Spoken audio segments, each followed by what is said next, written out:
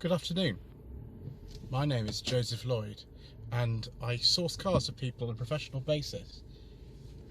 Although most of the cars I source are between £1,000 and £5,000, very often I've been asked to show something a little bit cheaper on the channel, and so I came up with No Budget Reviews, the series where we look at cars that you can buy in good condition with an MOT for under £1,000 and you can enjoy driving.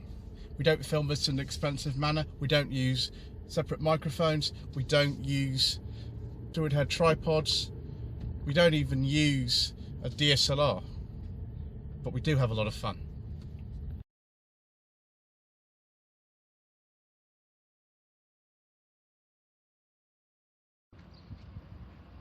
I didn't think we'd be filming another Roadie 45 on this channel so quickly, but here we are. Jude is just here. Hello Jude.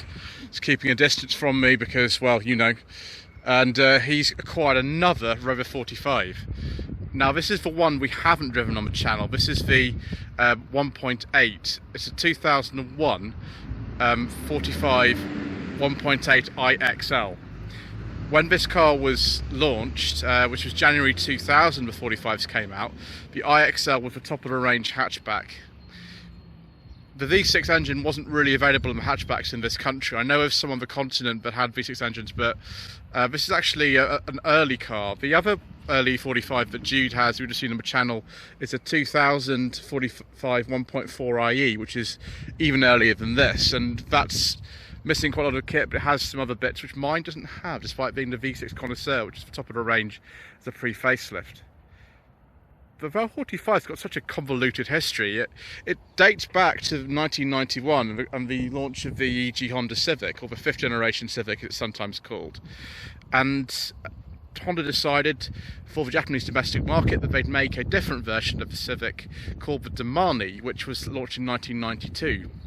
The entire centre section of this car is still Domani. That was actually a saloon, and they decided they'd build a version of the Domani for the European market in their plant in Swindon and call it the Civic 5-door. That was a joint venture with Rover, and the car was assigned chassis code HHR. The 400 that was the second generation of that car was launched in 1995, and we have covered a 400 HHR on the channel because Jude actually used to own one of those. It's actually a saloon. The saloon was completely different from the Domani saloon. The Domani saloon has a really weird kind of stubby back. The 45 saloon, of course I own a 45 saloon myself, looks a lot better. With the advent of the new millennium, BMW, who owned the Rover Group at the time, decided they'd launch the 45 and 25 heavily facelifted versions of the then R3 200 and the HHR 400, and so we get to this.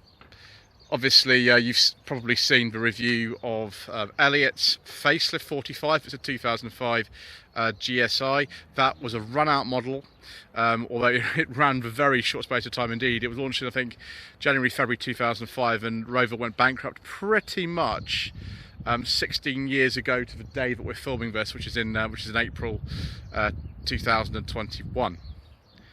But the pre-project drive cars, and this is the pre-project drive car, are generally considered to be the better 45s.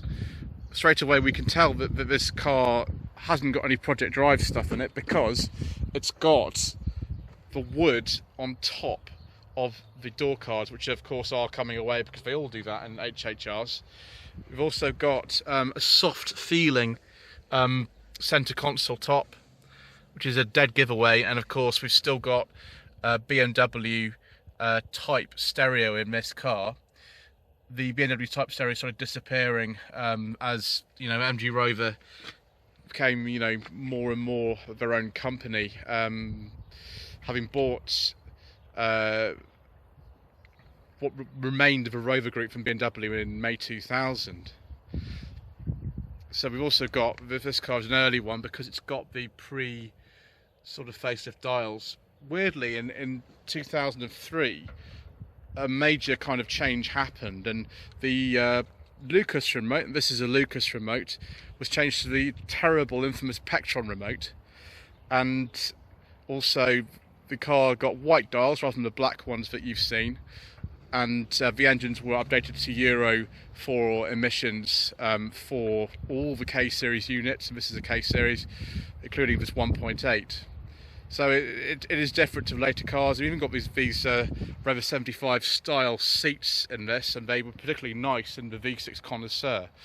Mine is a later car, it's a Project Drive car, so it doesn't have things like that, or an illuminated key ring like that. One weird thing about this car is it was a top of the range, disregarding special editions of things for the hatchbacks. And it's got the steering wheel controls, as you can see there, but it's still got a plastic steering wheel. It's not got rear electric windows, which is a really strange thing. It does have air conditioning though. No heated seats or anything like that. So if we take a seat in here, you can see we've still got the 1990s Honda style indicator stalks and wiper stalks and a mirror switch. For some reason this says auto down, which mine doesn't for some reason, even it isn't auto down. Air conditioning is there. This is the PG1 gearbox. It was fitted to the 1.8 forbidden fuel and V6 versions of the MG ZS and Road 45. The MG ZS came a bit later, which is the version you want to go for if you want a bit more sporting potential rather than some luxury. Glove box, of course, will hold the secret mission documents if you need them, as will the driver's door. Nice soft feel centre armrest for stuff. There's no tape holder in here because we've got a CD player, but earlier cars did actually come with that if they were equipped with the cassette deck. Airbags always looks a bit funny on top of these because, of course, this is a design that dates back to about 91, 92, and this air vent at the top of the dashboard is the same as on an EG Civic. This dashboard continued until the facelift in about March 2004, I think the facelift came in. Which was a cosmetic facelift as opposed to an engineering facelift because that had happened the year before. Lots and lots and lots of lovely wood trim, although I'd like some leather seats, but there we go. We've got electric sunroof, and this apparently works. It's been quite well looked after actually, this electric sunroof. Jude didn't pay a huge amount of money for this car. I don't think he ever does for a lot of the things he drives, and you can buy them for not much money at all. Let's open the boot, shall we? Classic sort of Japanese car release from the sort of 80s, 90s there.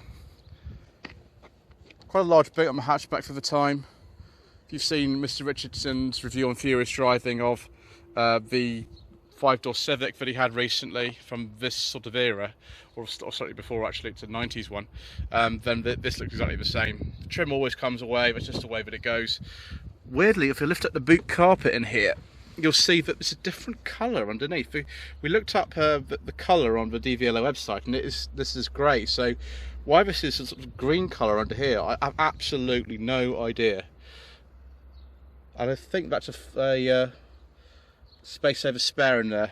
Some of these came with space saver, some of them came with full-size spare wheels.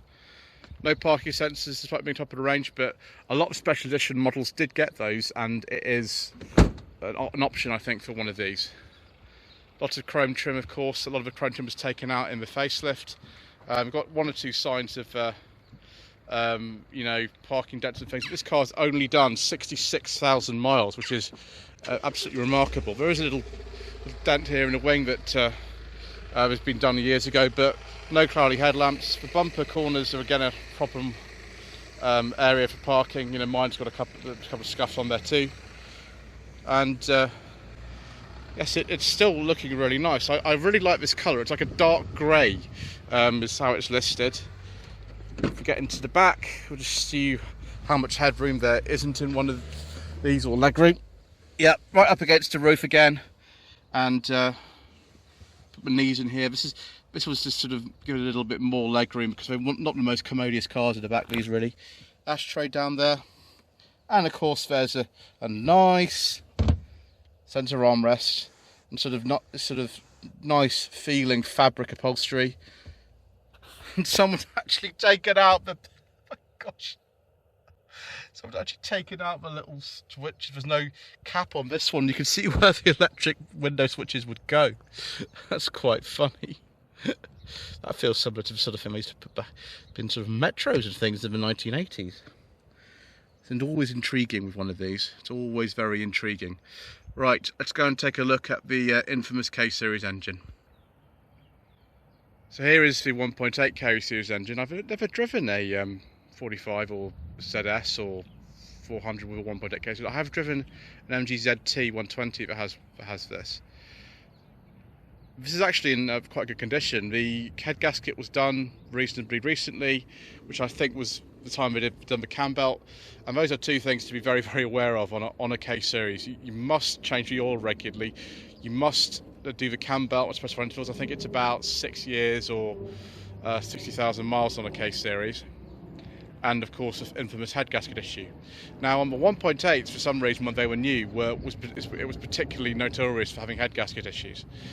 This one's been done, and the smart money these days, which is different from, say, 10 years ago, is to fit an original spec head gasket. So even the Lotus Elise type one actually will fit, because Lotus Elise had a 1.8 K-Series like this. Slightly different in tune, but you can fit one of those to this, and you've got to have somebody somebody who knows what they're doing. I apologise. Mr. Coleman, of course, rubbish mechanic, who is well known on my channel, has done many of these in his time, and he says you've got to have someone who does it properly.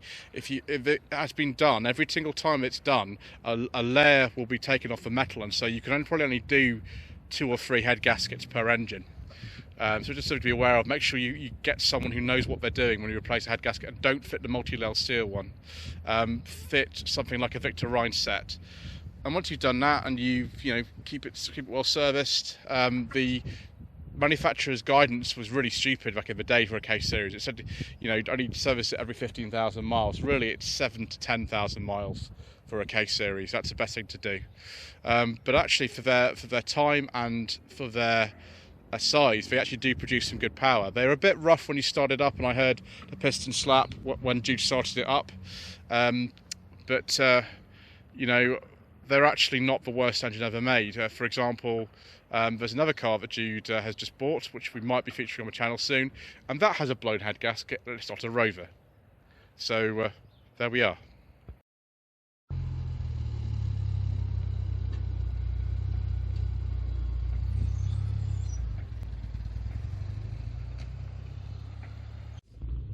Right, viewers, this car is actually not currently taxed, so the only thing we can do is drive it on a little bit of private road, which is near where Jude lives.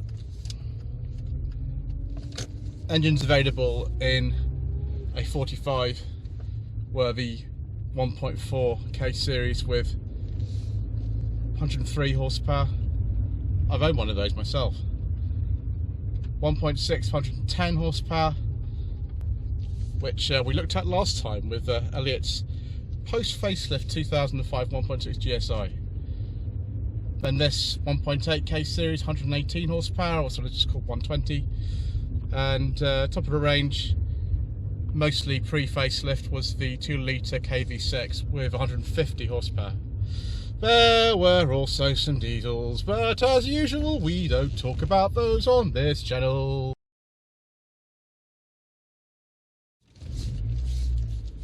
So we've got hydraulic power steering in this car, double wishbones at the front and the back, very, very Honda layout, which means really, really good handling. And in this 45, as opposed to the ZS, quite a smooth ride. Lots of steering feel.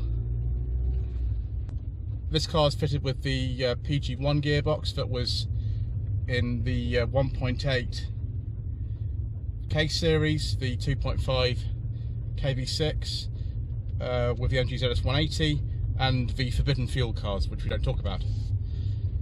Smaller engines, 1.4, 1.6, they were fitted with the R65 Peugeot developed gearbox until mid-2003, and then later on fitted with the Ford IB5 gearbox with the Fiesta and the Focus, because BMW still owned the gearbox factory, and they were charging MG Rover extraordinary amounts of money, and so they had to find an alternative. I love driving Rover 45s. They always put a smile on my face.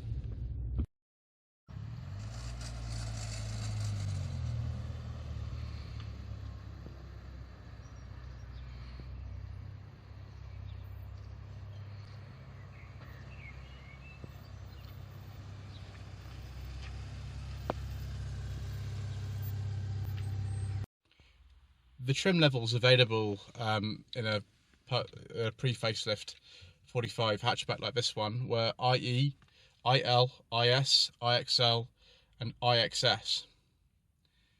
There was also an iXS step, which I think was to do with the transmission. There was an automatic gearbox available on the 1.8s, known as the Steptronic and later step speed, because this car crossed over the sale to the Phoenix 4 or MG Rover, depending on what you prefer to call them. They weren't allowed to use the Steptronic name anymore, so they're called the step speed. It's not the best CVT gearbox in the world. I'd recommend going for a manual if you're going to buy a 45 or a ZS. In the saloon, pre-facelift, classic, club and connoisseur. Connoisseur just like the one I've got. Then the myriad special editions: Advantage, Advantage S, Impression, Impression S, Olympic, Olympic Impression, Olympic Impression S, Olympic S, Spirit and Spirit S. Sometimes the S variants, particularly on the Impression, which was a very, very popular special edition, will be counted as an Impression S2 or S3 as well. Well, should you buy a Rover 45, but specifically the hatchback, pre-facelift for the 1.8 litre engine and this PG1 gearbox? Yeah, I've had a fantastic time. It's just a shame I haven't been able to have a longer test drive. It's just the way that it goes, unfortunately, on this channel sometimes. But there we are. I do hope you've enjoyed this episode of No Budget Reviews. Thank you ever so much indeed once again for watching. Don't forget to subscribe to the channel. Don't forget to like this video, turn notifications on, leave a comment below. Social media links are down below in the video description. Thank you.